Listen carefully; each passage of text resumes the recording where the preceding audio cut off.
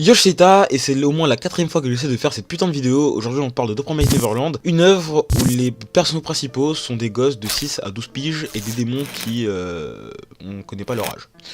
En gros c'est à peu près ça le concept. Et tu me dis, ouais c'est un concept de merde en fait, enfin, genre des gosses qui doivent buter des démons, c'est bon, au pire tu fais un truc au début, une ellipse, ils sont 15 piges, pouvoir tout part. Non frère, The Promised Neverland c'est pas ça. The Promised Neverland c'est une œuvre où des gosses se retrouvent dans des fermes d'élevage et où ils sont au bout d'un certain temps envoyés pour se faire bouffer par des démons, tout simplement. Et The Promised Neverland c'est ça frère, The Promised Neverland c'est vraiment ça, c'est des gosses qui sont élevés comme de simples animaux et à qui on fait croire qu'ils ont au final une vraie famille et que quand le temps est venu pour eux en fait de quitter l'orphelinat, de quitter la ferme en fait, bah on leur dit ouais ils vont avoir une nouvelle famille etc machin, et au final bah non, que dalle, zéro frère. On leur envoie se faire bouffer par des démons dont on connaît pas encore spécialement trop l'origine, dont on sait pas trop qui est le roi de je sais pas quoi, enfin si on l'a découvert mais je veux dire, il y a encore tellement de détails qu'on connaît pas sur les démons de The Promised Neverland que je veux dire, limite ce mystère autour des démons de The Promised Neverland, c'est limite plus mystérieux que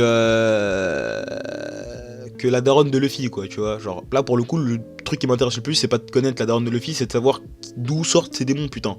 Et The Promised Neverland ça a quoi, 80 chapitres? Ouais 80 chapitres, un peu moins de 79 je crois, ouais un truc comme ça. Et en 79 chapitres The Promised Neverland a prouvé tellement plus de choses que certaines œuvres en 100 chapitres ou 200 chapitres.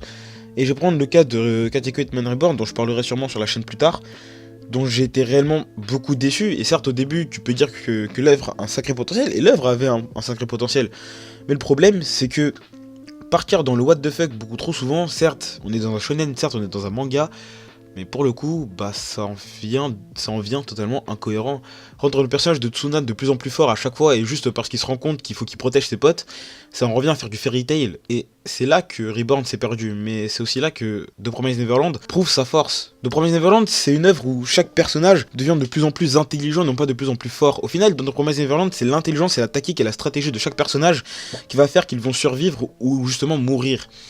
Il y a certains personnages qui sont beaucoup plus intelligents que d'autres. Par exemple, Emma est l'un des personnages les plus intelligents de l'œuvre, mais aussi un des personnages les plus gentils et les plus attentionnés. Elle porte beaucoup d'attention à sa famille, ou plutôt aux enfants de la ferme qu'elle considère comme étant sa famille, mais elle porte aussi beaucoup d'importance aux autres enfants qui sont dans les fermes. Et son ambition, c'est de sauver sa famille et de sauver les autres enfants qui sont enfermés dans d'autres fermes. Et bordel de merde, c'est stylé en fait. Enfin, tu peux dire que c'est tout con comme scénario, mais c'est lourd de ouf. Je suis désolé, mais c'est lourd de ouf.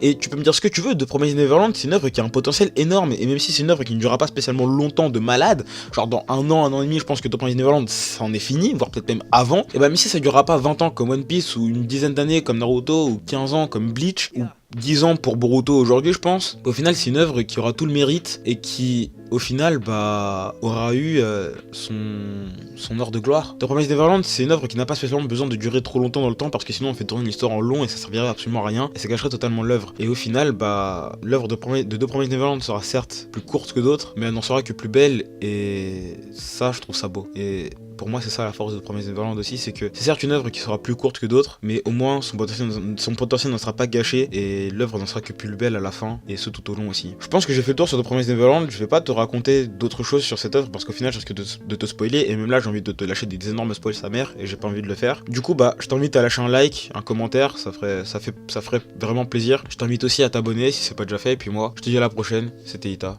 ciao.